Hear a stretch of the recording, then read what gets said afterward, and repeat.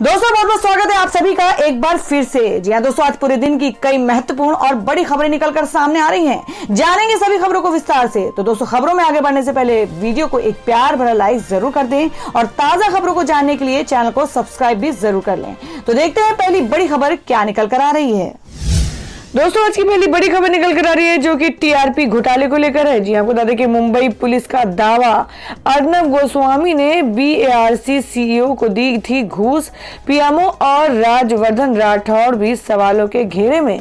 जी हम बात कर रहे हैं कि मुंबई पुलिस ने टीआरपी घोटाले के केस में 11 जनवरी को सप्लीमेंट्री चार्जशीट दाखिल की थी। इसमें पुलिस ने रिपब्लिक टीवी के एडिटर अर्नब गोस्वामी और BARC broadcast audience research counselling के पूर्व सीईओ के बीच व्हाट्सएप पर हुई बातचीत के स्क्रीनशॉट भी सबूत के तौर पर इस्तेमाल किए हैं। चौंकाने वाली बात यह है कि इस बातचीत में अर्नब गोस्वामी ने कई मौके पर दासगुप्ता की तरफ से राजनीतिक नेतृत्व से मध्यस्थता करने का प्रस्ताव दिया है और दोनों के बीच हुई चैट में प्रधानमंत्री कार्यालय पीएमओ से लेकर सूचना प्रसारण राज्य मंत्री राजवर्धन सिंह राठौड़ तक का नाम लिया गया है। दोनों के बीच बातचीत का डेटा ऑनलाइन में भी लीक किया गया है और इसमें जुलाई 2017 की एक चैट में दासगुप्ता ने अर्नब गोस्वामी को टीआरपी का डेटा तक भेजा है। पुलिस का आरोप है कि अर्नब गोस्वामी ने रिपब्लिक टीवी के 2 चैनलों को सबसे ज्यादा टीआरपी के साथ दिखाने के लिए दासगुप्ता को पैसे भी दिए थे।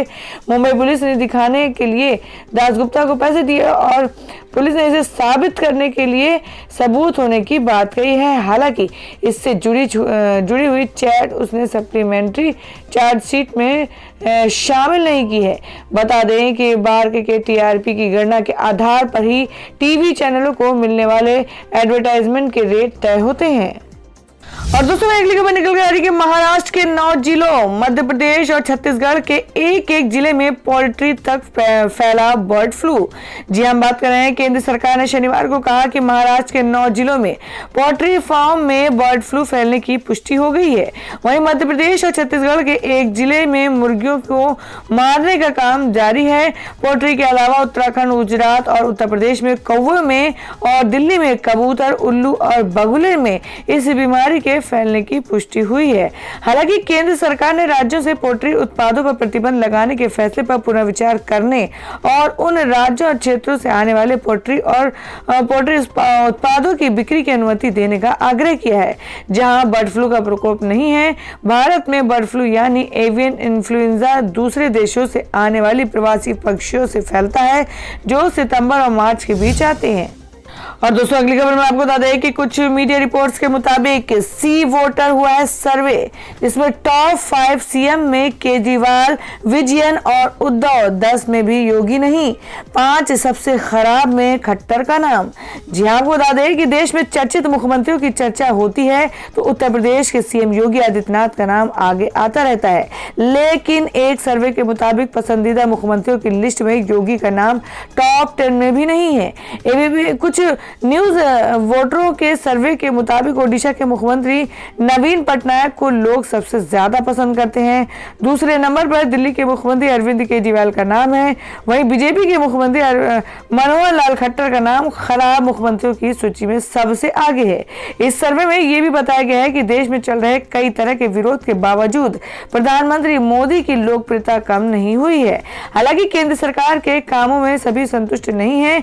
इस सर्वे में टॉप 10 अच्छे मुख्यमंत्रियों में केजरीवाल और पटनायक के अलावा आंध्र प्रदेश के सीएम जगनमोहन रेड्डी, केरल के केपी विजयन, महाराष्ट्र के उद्धव ठाकरे, छत्तीसगढ़ के भूपेश बघेल, पश्चिम बंगाल के मुख्यमंत्री ममता बनर्जी, मध्य प्रदेश के सीएम शिवराज सिंह चौहान, गोवा के सीएम प्रमोद सावंत और गुजरात के सीएम विजय रूपाणी का नाम शामिल है। और दोस्तों, मैं अगली खबर निकल कर आ रही है जो कि कोरोना वैक्सीन को लेकर है। जी आपको बता दें कि कोविन ऐप में गड़बड़ी के चलते महाराष्ट्र में सोमवार तक बंद रहेगी टीकाकरण। जी हम बात कर रहे हैं कि महाराष्ट्र में कोरोना वायरस टीकाकरण का कार्यक्रम सोमवार तक स्थगित कर दिया गया है।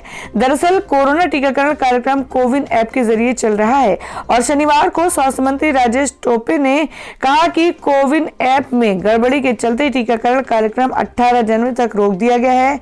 बृहमुंबई म्युनिसिपल कॉर्पोरेशन ने शनिवार को जारी एक बयान में कहा, 16 जनवरी को कोरोना वायरस टीकाकरण कार्यक्रम के दौरान कोविन ऐप में तकनीकी खामी देखने को मिली है। केंद्र सरकार की ओर से समस्या का समाधान करने के लिए प्रयास किए जा रहे हैं, क्योंकि टीका लगवाने के लिए डिजिटल रजिस्ट्रेशन का होना अनिवार्य है। समस्या को देखते हुए सरकार ने शनिवार को ऑफलाइन रजिस्ट्रेशन की अनुमति दी। हालांकि सरकार ने निर्देश दिया कि आगे से सभी एंट्री ऐप के जरिए की जाएगी। तकनीकी खामी की वजह से टीकाकरण कार्यक्रम को सोमवार तक स्थगित कर दिया गया है।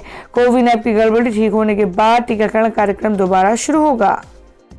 तो दोस्तों, खबरों में आगे बढ़ने से पहले जान लेते हैं आज के माइंड क्यूज के सवाल को। आज का सवाल आपको बताना है कि अरुणाचल प्रदेश के मुख्यमंत्री का क्या नाम है।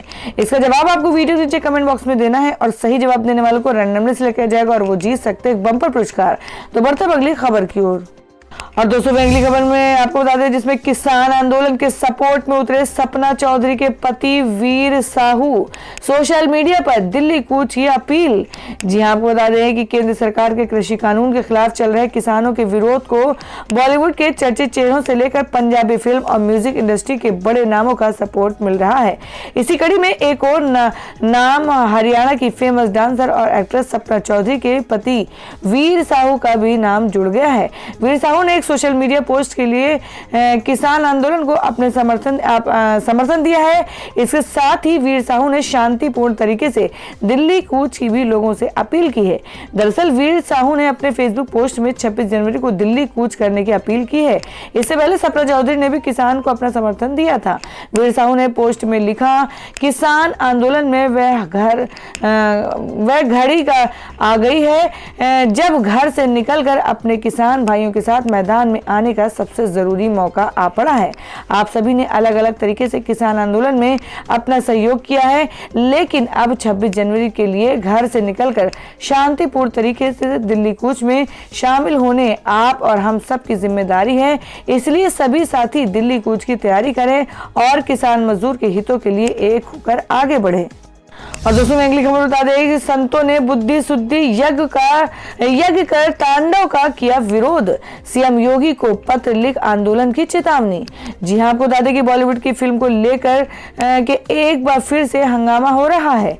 यह हंगामा कहीं और नहीं, किसी और के जरिए नहीं, बल्कि काशी के संत कर रहे हैं। काशी के संतों ने फिल्म तांडव के खिलाफ बिगुल फूंक दिया है और बड़े आंदोलन की तैयारी कर रहे हैं। शुरुआत में अपनी आपत्ति दर्ज करते हुए काशी के संतों ने इस फिल्म में निर्माताओं कलाकारों के लिए बुद्धि शुद्धि यज्ञ किया है। वहीं फिल्म के पोस्टर को संतों ने अग्नि के हवाले कर दिया। इसके साथ ही संतों ने मुख्यमंत्री योगी आदित्यनाथ से कलाकारों के खिलाफ कार्रवाई करने की मांग की है। और मैं अगली खबर बता दें कि योगी सरकार यूपी में बना रही है 37 नए स्टेडियम। खेल जगत में युवाओं को मिल सकेंगे सुनहरे अवसर। जी हां, आपको बता दें कि उत्तर प्रदेश में युवाओं को खेल जगत में प्रोत्साहित करने के लिए नए स्टेडियमों को तैयार किया जा रहा है। मुख्यमंत्री योगी आदित्यनाथ की घोषणा के बाद युवा कल्याण एवं प्रांतीय रक्षक दल विभाग की ओर से प्रदेश में नए स्टेडियमों का निर्माण कार्य विभिन्न जनपदों में किया जा रहा है। योगी सरकार के निर्देशक में विभाग की ओर से खेलो इंडिया के तहत प्रदेश में 18 तथा मुख्यमंत्री घोषणा के तहत 19 स्टेडियम बनेंगे।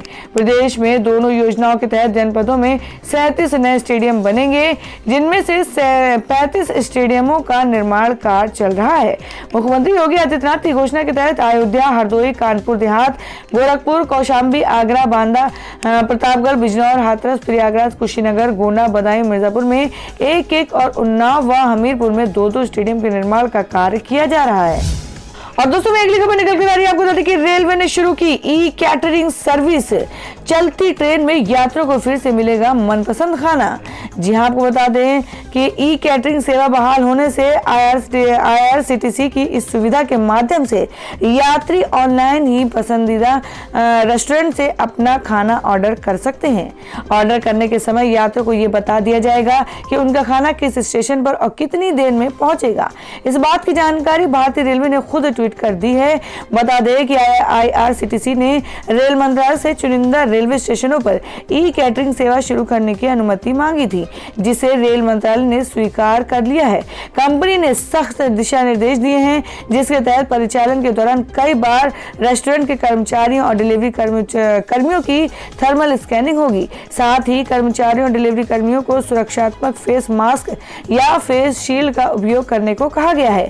इसके अलावा 99 डिग्री फ़ारेनहाइट से कम तापमान वाले कर्मचारियों को ही खाना बनाने की अनुमति दी गई है। डिलीवरी स्टाफ के लिए भी दिशा निर्देश निर्धारित किए गए हैं। और दोस्तों मैं अगली खबर निकल कर आ रही है, आपको बता दें कि सचिन पायलट को मिल सकती है बड़ी जिम्मेदारी। एआईसीसी का महासचिव बनाने जाने की अटकलें तेज। जी हां, आपको बता दें कि कांग्रेस संगठन में जल्द ही बड़ा बदलाव देखने को मिल सकता है। राहुल गांधी के भारत लौटने के बाद संगठन में फेरबदल की उम्मीद जताई जा रही है। इसमें राजस्थान के पूर्व सीएम और पीसीसी चीफ रहे सचिन पायलट को ऑल इंडिया कांग्रेस कमेटी में कोई बड़ा पद मिल सकता है। हाल ही में संगठन महासचिव केसी वेणुगोपाल और सचिन पायलट के बीच हुई मुलाकात के बाद अटकलें तेज हो गई हैं कि सचिन पायलट को एआईसीसी का महासचिव बनाया जा सकता है। राजस्थान के सियासी गलियारों में चल रही अटकलों की माने तो सचिन पायलट को कांग्रेस पार्टी किसी भी राज्य में प्रभारी महासचिव बना सकती है। बता दें कि राजस्थान में बगावत के बाद से ही यह तय हो गया था कि सचिन पायलट को राष्ट्रीय स्तर पर जिम्मेदारी मिल सकती है। हालांकि इस पर अभी तक किसी की भी तरफ से कोई बयान नहीं आया है, पर इस पर अंतिम फैसला कांग्रेस अध्यक्ष सोनिया गांधी ले सकती हैं। तो दोस्तों खबरों में आगे बढ़ने से पहले एक बार फिर से आपको याद दिला दें कि अगर आपने अभी तक हमारी वीडियो को लाइक नहीं किया तो जल्दी से वीडियो को लाइक कर दें, क्योंकि आपका एक लाइक हमारे लिए बहुत ही महत्वपूर्ण होता है। और अगर आप हमारे चैनल पर नए हैं तो चैनल को जरूर सब्सक्राइब कर लें और बेल के बटन को भी जरूर हिट कर दें। और हमारी पूरी न्यूज़ को जानने के लिए वीडियो को लास्ट तक जरूर देखें। बढ़ते अगली खबर की ओर। और दोस्तों अगली खबर में आपको बता दें कि आम आदमी पार्टी सांसद संजय सिंह का दावा, कहा यूपी में भाजपा और एआईएमआईएम के बीच हो चुका है गठबंधन। जी हां, आपको बता दें कि उत्तर प्रदेश में अगले साल विधानसभा चुनाव होने हैं। इसको लेकर राजनीतिक दलों ने तैयारियां शुरू कर दी हैं। यूपी की प्रमुख पार्टियों BJP, Samajwadi party, Bahujan Samajwadi party और कांग्रेस के अलावा इस बार आम आदमी पार्टी भी अपना दम भरने के लिए यूपी चुनाव में हुंकार भरने की तैयारी कर रही है। आम आदमी पार्टी लगातार सत्ताधारी बीजेपी और सीएम योगी आदित्यनाथ पर हमलावर है। पहले सोमनाथ भारती को लेकर आम आदमी पार्टी ने बवाल किया और आप के राज्यसभा सांसद संजय सिंह ने बीजेपी और ओवैसी की पार्टी को पर्दे के पीछे से गठबंधन की बात कही है। संजय सिंह ने सीएम योगी पर हमला बोलते हुए कहा कि यूपी के सीएम योगी आदित्यनाथ और एआईएमआईएम के मुखिया असदुद्दीन ओवैसी मंच पर एक दूसरे के विरुद्ध हुंकार भरते हैं और पर्दे के पीछे प्यार करते हैं। आप नेता संजय सिंह ने यह भी कहा कि ये बात बीजेपी के एक जिम्मेदार सांसद ने बताई है कि यूपी में भाजपा और एआईएमआईएम के बीच गठबंधन हो चुका है। उन्होंने कहा कि अब यूपी में 2 एआईएमआईएम चुनाव लड़ेगी, एक एआईएमआईएम योगी और एक एआईएमआईएम ओवैसी के नेतृत्व में। और दोस्तों मैं अगली खबर में बता दें कि दिल्ली की राजनीति से होगी शहनवाज हुसैन की विदाई। बीजेपी ने बनाया एमएलसी उम्मीदवार। जी हां, आपको बता दें कि पूर्व केंद्रीय मंत्री और भाजपा के राष्ट्रीय प्रवक्ता शहनवाज हुसैन की दिल्ली की राजनीति से विदाई के संकेत मिले हैं। पार्टी ने उन्हें राज्य की राजनीति में भेजने का फैसला लिया है। आलाकमान ने शनिवार को उन्हें बिहार विधान परिषद एमएलसी चुनाव में उम्मीदवार घोषित कर दिया। दरअसल बिहार विधान परिषद के लिए 2 सीटों पर उपचुनाव होने हैं। दोनों सीटें भाजपा नेता सुशील कुमार मोदी और विनोद नारायण झा के इस्तीफे के बाद खाली हुई थी। इनमें एक सीट पर भाजपा ने हुसैन की नाम की घोषणा की थी। इसके साथ ही उनकी चुनावी राजनीति में वापसी हो गई। एक बार 1999 किशनगंज से भी लोकसभा सांसद चुने जा चुके हैं। साल 2014 के लोकसभा चुनाव में हार के बाद ये पहला मौका है जब वह चुनाव मैदान में उतरेंगे। साल 2014 में वह भागलपुर से लोकसभा का चुनाव हार गए थे, जबकि 2019 में उन्हें पार्टी ने टिकट नहीं दिया।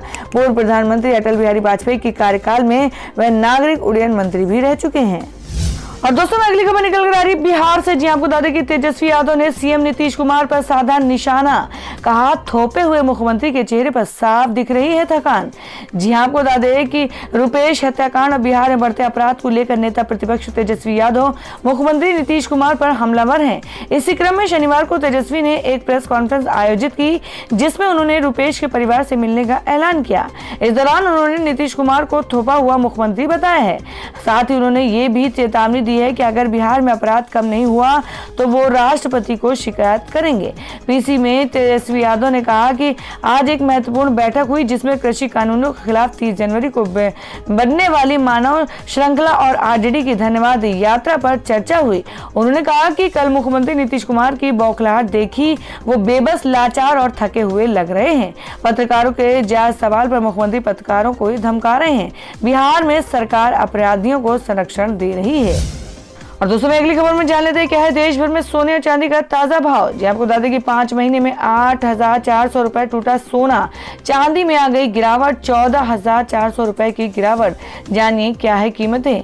जी आपको बता दें कि इस सप्ताह सोने की कीमतों में गिरावट दर्ज की गई है। सप्ताह के आखिरी कारोबारी दिन शुक्रवार को 5 जनवरी 2021 वायदा के सोने की कीमत MCX एक्सचेंज पर 519 रुपए की भारी गिरावट के साथ 48,702 रुपए प्रति 10 ग्राम पर बंद हुआ। इसके अलावा 5 अप्रैल 2021 के सोने वायदे की कीमत इस हफ्ते के आखिरी कारोबारी दिन MCX पर 514 रुपए की गिरावट के साथ 48,715 रुपए प्रति 10 ग्राम पर बंद हुआ है। और दोस्तों अगली खबर में जान लेते हैं क्या है देश भर में मौसम के ताजा हालात। जी आपको बता दें कि अगले 2 दिन उत्तर भारत में बढ़ेगी ठंड, मौसम विभाग ने जारी किया अलर्ट। जी आपको बता दें कि उत्तर भारत में फिलहाल ठंड से राहत मिलने के आसार नहीं दिख रहे हैं। मौसम विभाग IMD के मुताबिक उत्तर पश्चिमी हवाओं के चलते तापमान में 2 से 4 डिग्री सेल्सियस की और गिरावट आ सकती है। पहाड़ों और बर्फबारी थोड़ी कम हो गई है, लेकिन मैदानी इलाकों में शीतलहर का प्रकोप लगातार जारी है। दिल्ली में पिछले कई दिनों से लगातार तापमान में गिरावट दर्ज की जा रही है। उधर दक्षिण भारत में उत्तर पूर्व मानसून के चलते कई राज्यों में अगले 3 से 4 दिनों का बारिश की आशंका है। बिहार और उत्तर प्रदेश में ठंड से जनजीवन बेहाल है। मौसम विभाग के मुताबिक 16 से 20 जनवरी तक ठंड का सितम यहां जारी रहेगा। पूसा मौसम विभाग के मुताबिक 16 से 20 जनवरी तक बिहार के कई इलाकों में शीतलहर की स्थिति बनी रहेगी। पूर्वानुमान के मुताबिक अगले 5 दिनों तक न्यूनतम तापमान 6 से 8 डिग्री और अधिकतम तापमान 16 से 18 डिग्री सेल्सियस तक रहने की संभावना है। तो दोस्तों ये थी अब तक की सभी बड़ी खबरों की अपडेट्स। टुडे ब्रेकिंग न्यूज और लेटेस्ट खबरों को देखने के लिए हमारे चैनल को सब्सक्राइब जरूर कर लें, वीडियो को लाइक और शेयर भी जरूर कर दें अपने दोस्तों और रिलेटिव्स के साथ। तो दोस्तों फिर मिलेंगे काम की खबरों और सरकारी योजनाओं की एक और नई वीडियो के साथ। तब तक के लिए धन्यवाद दोस्तों।